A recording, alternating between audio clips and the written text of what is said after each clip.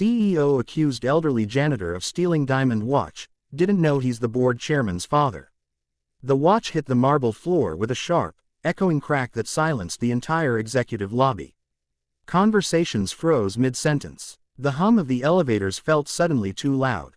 Every head turned toward the sound, and toward the old man standing near the security desk, his trembling hand still half raised as if he'd tried to catch what had already fallen. Marcus Hale stopped walking. For a moment, the CEO of Ardent Global Industries didn't move at all. His tailored suit was immaculate, his shoes polished to a mirror shine, his posture rigid with authority. The diamond watch, his watch, lay face down near the janitor's worn sneakers, its shattered crystal catching the lobby lights like broken ice. Marcus's jaw tightened. "Don't move," he said, his voice cutting through the air. The elderly janitor slowly lowered his hand. I was just mopping," the man said softly. His accent was faint, hard to place. His uniform was several sizes too big, sleeves rolled up to reveal thin wrists marked by age and years of labor. Wisps of white hair escaped from beneath a faded cap. His eyes, gray and tired, flicked from the watch to Marcus, then to the growing crowd. Security guards stepped forward instinctively. Marcus took a sharp breath, anger rising fast and hot.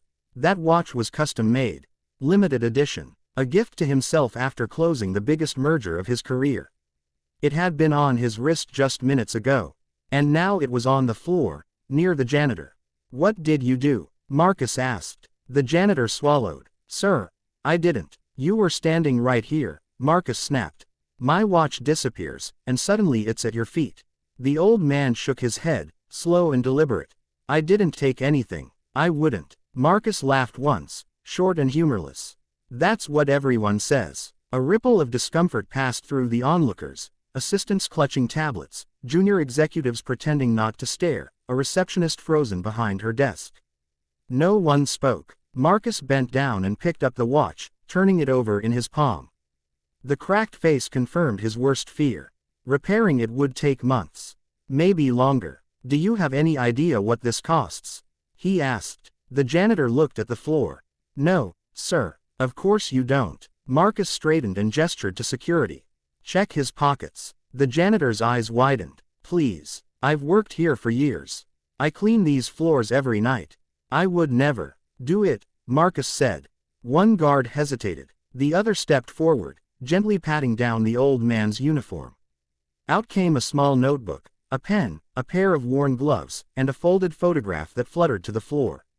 The guard paused and picked it up. It showed a younger man holding a baby, both smiling at the camera. The man's face was strong, proud, familiar in a way that made Marcus's chest tighten for reasons he couldn't yet name. The guard handed it back. "Nothing, sir." Marcus's irritation sharpened. "Then how did the watch end up there?" "I saw it fall," a quiet voice said. Everyone turned. It was Emily Chen, a junior analyst who'd just started 3 weeks earlier.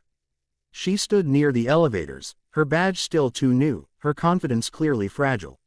"It slipped off the counter near the coffee station," she continued.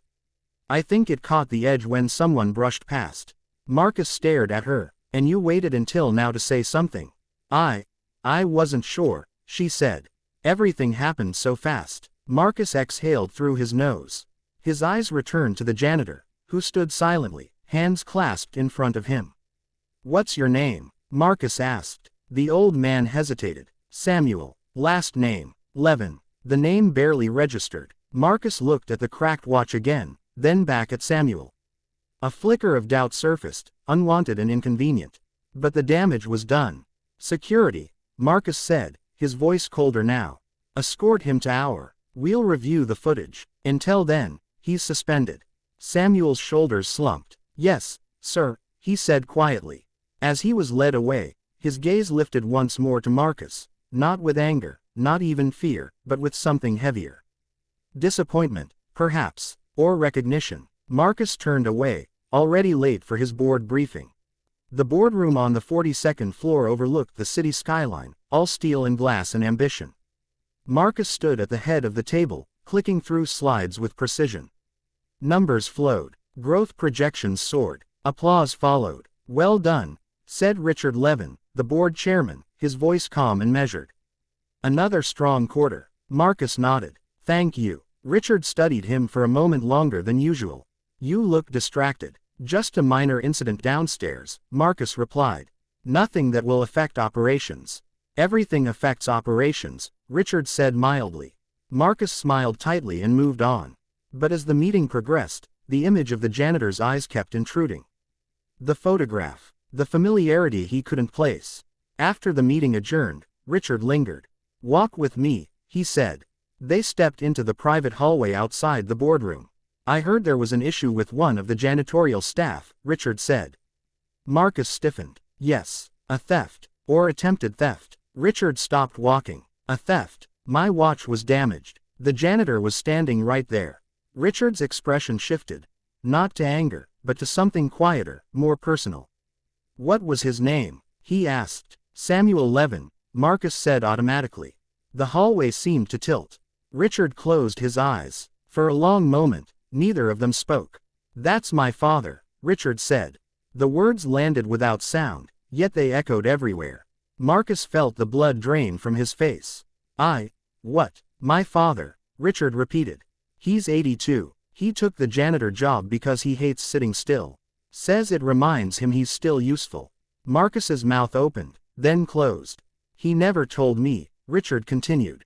Didn't want special treatment. Didn't want anyone to know. Marcus's pulse thundered in his ears. There must be some mistake. He was cleaning the lobby, Richard said. Like he does every day. Marcus pictured the cracked watch. The accusation. The guard's hands on Samuel's shoulders. What did you do? Richard asked quietly. Marcus couldn't answer. Samuel sat alone in the small hour office, hands folded over his knees. The hum of fluorescent lights filled the space. On the desk across from him sat a paper cup of untouched water. He wasn't angry. He felt tired. He thought of his wife, gone 5 years now. Of the long mornings that felt too empty without her. Of how cleaning floors had given his days structure again. Meaning. He heard the door open. Dad. Samuel looked up. Richard stood there, his eyes shining. Samuel smiled faintly. I told you not to worry. Richard crossed the room in 3 steps and hugged him, holding on longer than usual.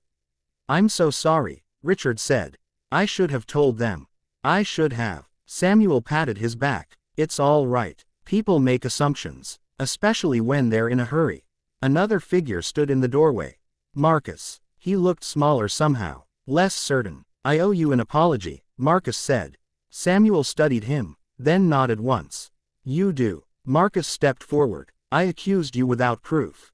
I humiliated you, and I was wrong. Samuel considered that. Yes. Marcus swallowed. I'd like to make it right. Samuel's eyes softened. Not in forgiveness, not yet, but in understanding. Then start by listening, Samuel said. Marcus nodded. And he did. By the time they returned to the lobby, the staff had gathered again, whispers filling the space. Richard stood beside his father. Marcus faced them all. The incident earlier was mishandled, Marcus said. Samuel Levin did not steal anything. I made an incorrect assumption. A murmur spread. I apologize, Marcus continued, his voice steady but raw. To Samuel, and to everyone who witnessed it. Samuel stepped forward, his mop still in hand. The lobby felt different now. Heavier. Quieter. Marcus met his eyes. And for the first time that day, neither of them looked away.